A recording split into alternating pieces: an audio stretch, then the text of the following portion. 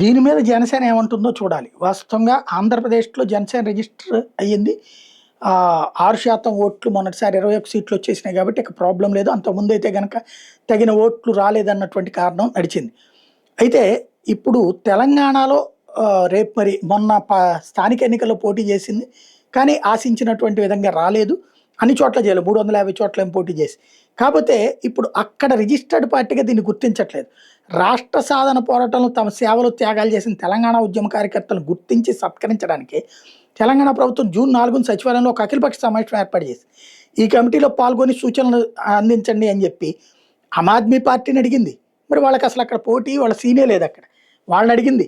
BJP సరే అధికారం అదే కేంద్రంలో అధికారంలో ఉండటం పాటు రాష్ట్రంలో 8 ఎంపీలు, 8 ఎమ్మెల్యేలు ఉన్నారు కాబట్టి అడిగారు. బీఎస్పీ మొన్న బీఎస్పీకి కూడా పెద్దగా బలమేం లేదు. సిపిఎంకి పెద్ద బలమేం లేదు. Congress party okay. ఎన్పీపీని అడిగింది. ఎంఐఎంని అడిగింది. సరే బీఆర్ఎస్ని ఎంఐఎంని అడగడంలో తప్పులేదు. టీడీపీ, వైఎస్ఆర్ కాంగ్రెస్ పార్టీ అక్కడ వదిలేసినా కూడా వాళ్ళని అడిగింది. కానీ జనసేనని మాత్రం అడగలేదు. అలాగే కవిత పార్టీ, జనసేన, మల్లన్న పార్టీలని పిలవలేదు ఇందులోకి.